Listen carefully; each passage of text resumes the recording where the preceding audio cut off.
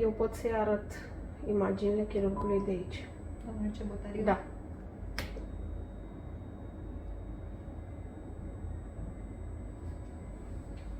Dacă poate cineva să plastizeze valva asta, ele.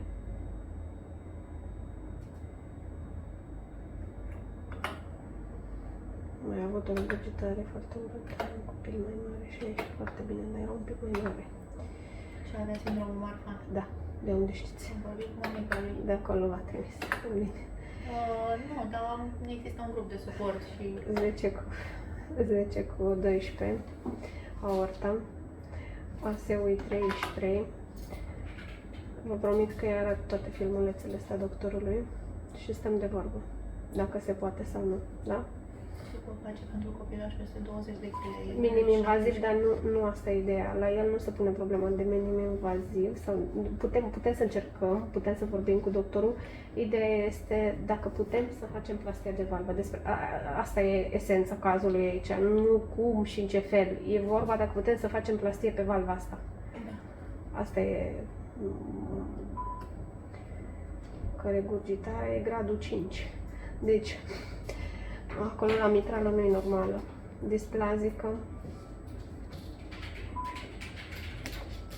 Cuspe îngroșate. Mixomatoase. Cu regurgitare grad 4 prin prolaps de ambe valve. Grad 4. Prin prolaps de ambe valve.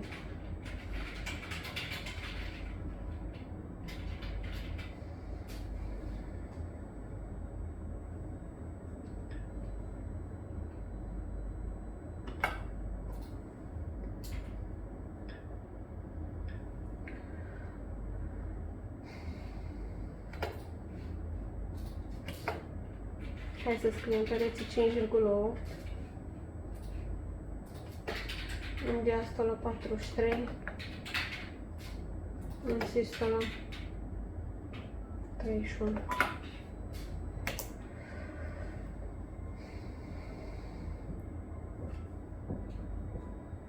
Acolo unde e cu VS de dimensiuni normale, nu e de dimensiuni normale, șterge cu dimensiuni normale. VS, virgulă, AS dilatate.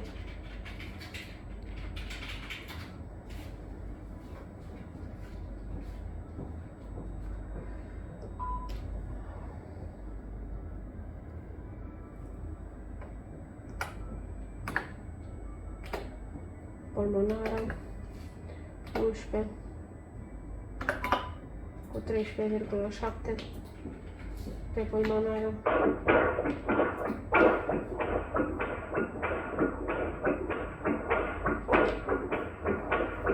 Foarte curajos, ești tinere. 1 cu 4 gradientul. Asta e normal. Bravo! Super! Un pic să mă rauzi.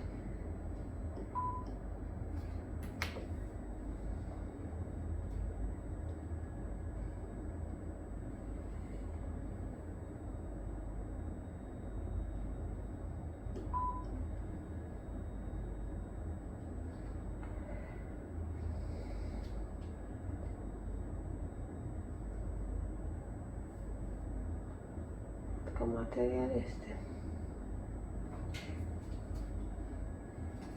Nu vreau să vă fac iluzii. Vorbim cu doctorul și după aia. Da? Da, da. Da, e ciudată că peste tot îmi scrie conopidoformă și că are o consistență ciudată. Păi este mixomatoasă, dar nu asta e ideea. Important e să ai din ce să o plastizezi.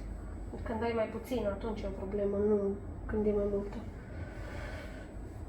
Foarte curajos ești, tinere, foarte curajos. Mama ta învață, dar tu super curajos ești.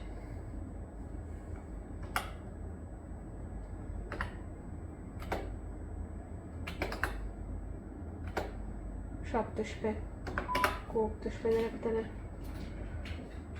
GLBAD.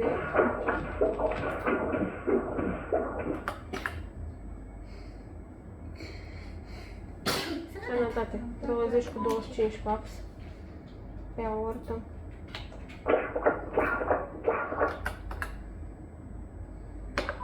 Unu virgulă 4 cu 9.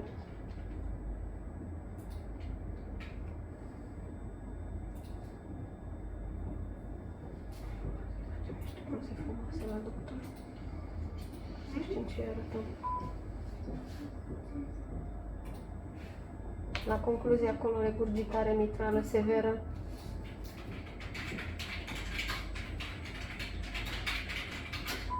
Prin prolapsant pe valve mitrale.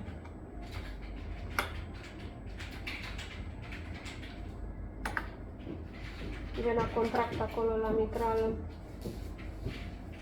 6,2 mm.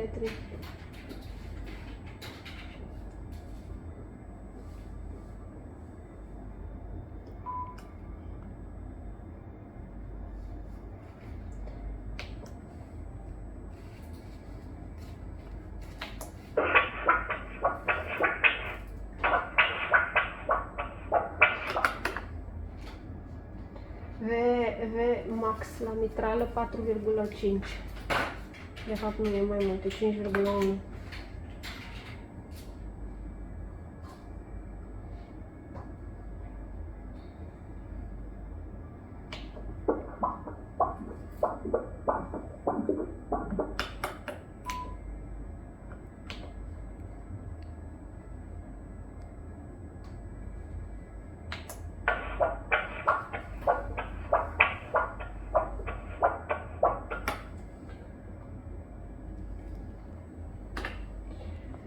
Ai, un pic tinere, un pic.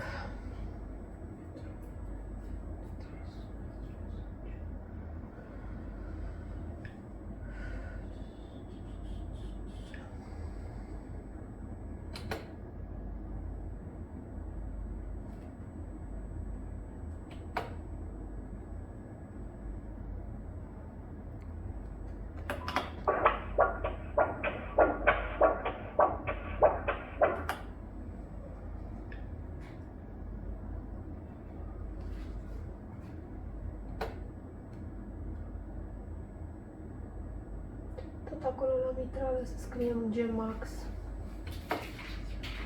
egal 10, G mediu egal 7.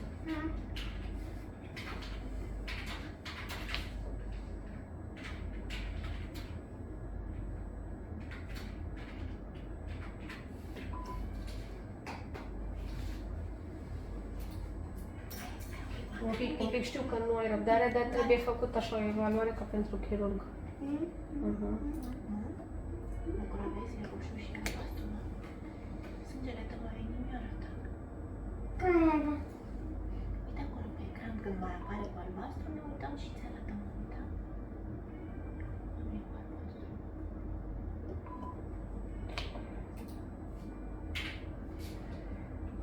Care cu ala? Care? Uite, roșu și albastru, mă.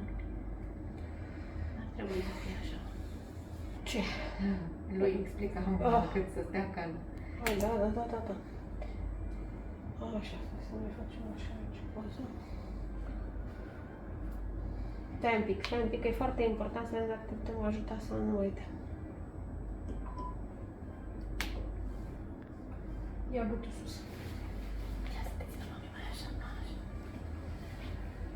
Deși o malformație congenitală n-a văzut nimeni, nici nu știu ce e de nici.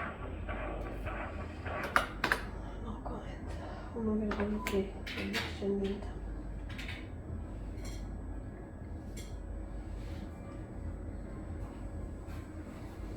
Bine, dați-mi un pic de timp să vorbesc cu doctorul și vă